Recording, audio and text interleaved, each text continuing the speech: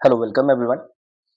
आज का हमारा टॉपिक है फॉर क्लास 10th इलेक्ट्रिसिटी। ये क्लास 10th के लिए बहुत ज़्यादा इंपॉर्टेंट एंड स्कोरिंग चैप्टर है। और फिजिक्स के अंतर्गत साइंस में आपको ये चैप्टर पढ़ाया जाता है। ये चैप्टर आपके क्लास 12th के लिए भी बहुत ज़्यादा इंपॉर्टेंट है, क्योंकि इसी चैप्टर को ही डीपली नॉलेज के बेसिस पे आपको एक्सप्लेन किया जाता है क्लास 12th में।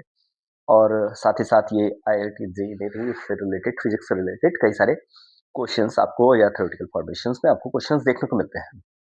तो सो स्टार्ट करते हैं। हमारा पहला पॉइंट है Ohm's law. According to definitions की फिजिकल कंडीशंस ऑफ कंडक्टर, जो कंडक्टर की फिजिकल कंडीशंस होती है वो क्या होनी चाहिए? सेम होनी चाहिए। ठीक है, ऐसी सिचुएशंस जिसमें क्या होता है, करंट क्या होती है, पास होती है कंडक्टर से, और ये पोटेंशियल डिफरेंस के डायरेक्टली प्रोपोर्शनल होता है। ठीक है, according to definition potential difference जो आपका होता है वो करंट के डायरेक्टली प्रोपोर्शनल होता है। इसी के बेसिस पे आपको कहते हैं कि जिसे हम V से हम पोटेंशियल डिफरेंस को डिनोट करते हैं, I को करंट से, और directly proportional to V is directly proportional to I। जिससे हमें एक प्रोपोर्शनल का साइन हटने के बाद ये हमें एक कांस्टेंट प्रोवाइड होता है जिसे हम रेजिस्टेंस कहते हैं, जिसे हम R से रिप्रेजेंट करते हैं। ठीक है, R इज अ कांस्टेंट जिसे हम रेजिस्टेंस कहते हैं। इसका जो यूनिट होता है उसे हम ओम कहते हैं, इसीलिए हम इसको ओम्स लॉ भी कहते हैं, क्योंकि ओम्स ने दिया था, उन्होंने ही इसके डिस्क्राइब किया था। सेकंड टॉपिक है डिफिनेशन ऑफ 1 ओम। अब 1 ओम की डिफिनेशन में अगर हम देखेंगे, बेसिकली होता क्या है कि कंडक्टर के कंडीशंस के साथ साथ जब उसमें करंट प्रोवाइड हो रही हो वो 1 एम्पियर हो, जिसका रिजल्ट हमारा रेजिस्टेंस क्या निकले, 1 ओम निकले, और पोटेंशियल डिफरेंस भी हमारा 1 वोल्ट होना चाहिए। ठीक है, ऐसी कंडीशंस में जो हमारा रिजल्ट आता है वो 1 ओम होता है। मतलब R is equal to V upon I, it means V is equal to 1 and I is equal to 1, that's mean 1 ohm. ये आपकी 1 ओम की डेफिनेशन होती है। इसी के बेसिस पे आपका थर्ड पॉइंट है series combinations of a resistance. जब रेजिस्टेंस को हम सीरीज के फॉर्मेशंस में कनेक्ट करते हैं, दो या दो से ज्यादा, ऑब्वियस सी बात है कि आप दो या दो से ज्यादा ही रेजिस्टेंस लेंगे तब सीरीज का फॉर्मेशंस होगा। ठीक है, और जो इसका एंडिंग कनेक्शंस होता है, फर्स्ट टू एंड क्या क्या होता है, सच दैट द कॉम्बिनेशंस आपका जो बनता है वो सीरीज के फॉर्मेशंस होता है, उसे ही हम सीरीज के फॉर्मेशंस में डिनोट करते हैं। मान लीजिए करंट आप यहाँ से फ्लो कर रहे हैं, बीच में एक, फिर देन आफ्टर एक और रेजिस्टेंस, इसी के फॉर्मेशंस में आपका सर्कुलर फॉर्मेशन में करंट फ्लो होती है, और एक सीधी लाइन में आपके रेजिस्टेंस लगे हुए होते हैं। तो ऐसी कंडीशंस को हम सीरीज का फॉर्मेशंस कहते हैं। ठीक है, फॉर एग्जांपल के लिए आपको जैसे डायग्राम में मेंशन कर दिया गया है। देन आफ्टर आपको हम पता है कि ओम्स लॉ के थ्रू हमें एक फॉर्मूला प्रोवाइड किया जाता है V is equal to I R। और जब ये सीरीज का फॉर्मेशंस होता है तो इसमें वोल्टेज जो होता है वो क्या होता है, हर रेजिस्टेंस में जो बढ़ जाता है पार्टीशंस के थ्रू, हम कितना वोल्टेज प्रोवाइड कर रहे हैं वो अनदर हर एक रेजिस्टेंस के लिए अलग अलग बढ़ जाता है। और ऐसी कंडीशंस में हमारा जो करंट होता है वो कांस्टेंट रहता है। कब? जब सीरीज के फॉर्मेशंस। तो इस फॉर्मेशंस के हिसाब से हम फॉर्मूला रखते हैं और मान लेते हैं हर एक का अलग अलग रेजिस्टेंस यूज किया गया है, 1 2 3। बाकी टोटल रेजिस्टेंस उसको हम R से डिनोट कर दिए। I हम कॉमन ले लेते हैं जिसकी वजह से कैंसिल हो जाता है, और हमें सीरीज के फॉर्मेशंस में एक फॉर्मूला प्रोवाइड हो जाता है रेजिस्टेंस का, जिसमें टोटल ऑफ रेजिस्टेंस जो होता है वो सम ऑफ ऑल रेजिस्टेंस के बराबर होता है। ठीक है, नेक्स्ट पॉइंट है आपका यही, अगर पैरेलल के फॉर्मेशंस में अगर रेजिस्टेंस को कनेक्ट किया जाए दो या दो से अधिक, जैसा कि आपको नेक्स्ट डायग्राम में मेंशन कर दिया गया है। ठीक। अब ये क्या है, रेजिस्टेंस को हम पैरेलल के फॉर्मेशंस में कनेक्ट करते हैं। अगर हम करंट, कोई भी करंट प्रोवाइड करते हैं तो ये लाइंस आपकी करंट बढ़ रही हैं, जिसके बाद अलग अलग रेजिस्टेंस पे अलग अलग तरीके से करंट प्रोवाइड की जा रही है। सिमिलरली ओम्स लॉ के थ्रू हमें एक और चीज पता चलती है कि आई का फॉर्मूला आई बराबर वी अपॉन आर। अब इसमें जब पैरेलल फॉर्मेशंस होता है उस कंडीशंस में हमारा सम ऑफ ऑल करंट्स, जो हर एक रेजिस्टेंस के लिए हम करंट प्रोवाइड कर रहे हैं उसका सम जो होता है टोटल ऑफ करंट के बराबर होता है। और यहाँ पर हर एक रेजिस्टेंस के लिए वोल्टेज क्या होता है, वो कांस्टेंट हो जाता है।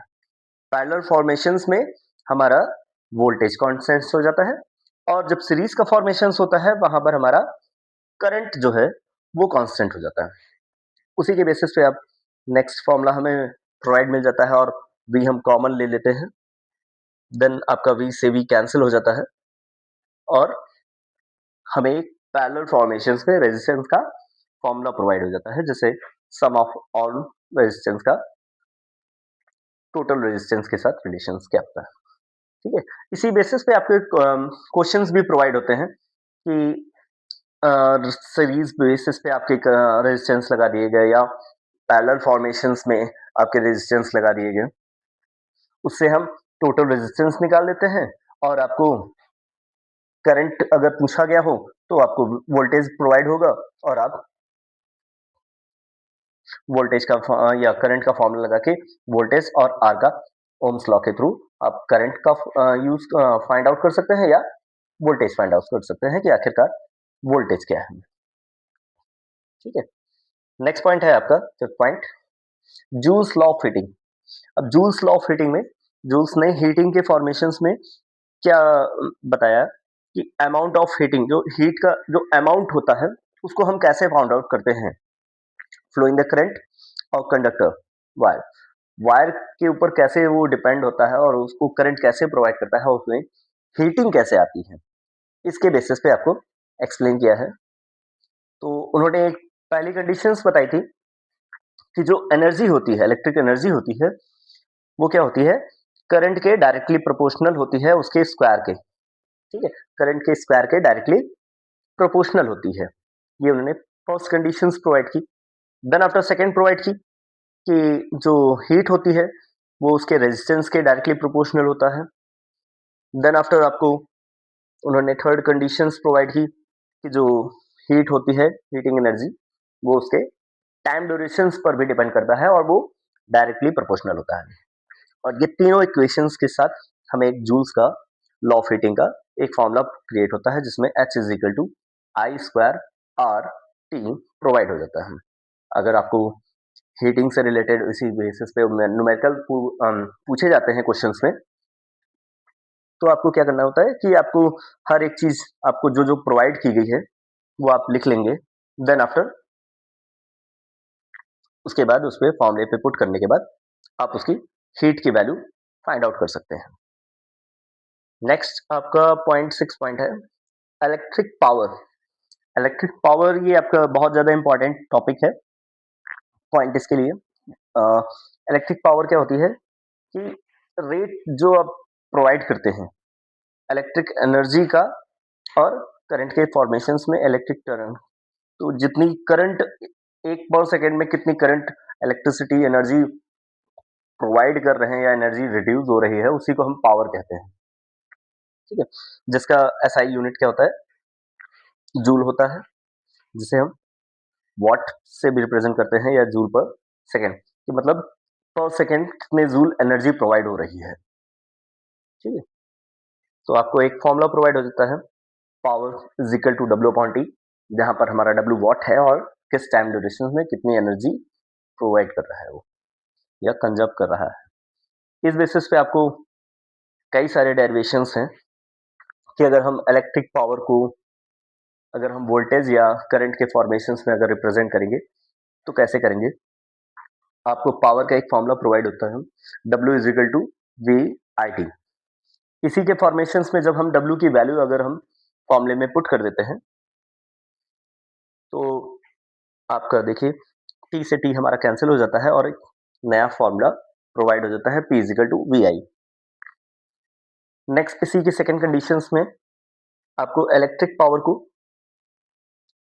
करंट और रेजिस्टेंस के फॉर्मेशन में अगर आपको रिप्रेजेंट करना हो तब क्या करते हैं, power is equal to W is equal to I square R T, एक फॉर्मूला प्रोवाइड होता है जिसको अगर आप पुट करते हैं डब्ल्यू की जगह पे तो आपको एक रिलेशंस प्रोवाइड होता है पावर का आई और रेजिस्टेंस के आर के रिप्रेजेंट करता है, कि किस तरीके से उसको रिप्रेजेंट करते हैं।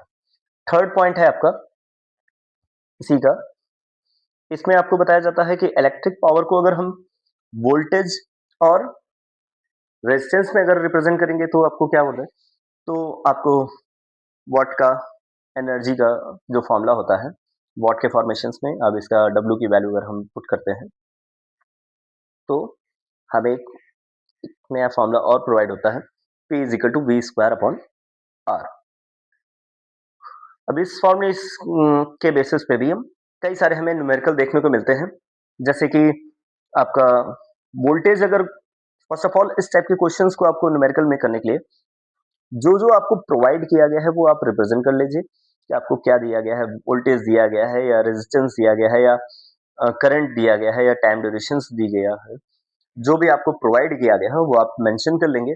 देन आफ्टर आपके लिए जो सुटेबल फॉर्मूला हो उसको आप पुट कर दीजिए और डायरेक्टली आंसर आप प्रोवाइड कर सकते हैं।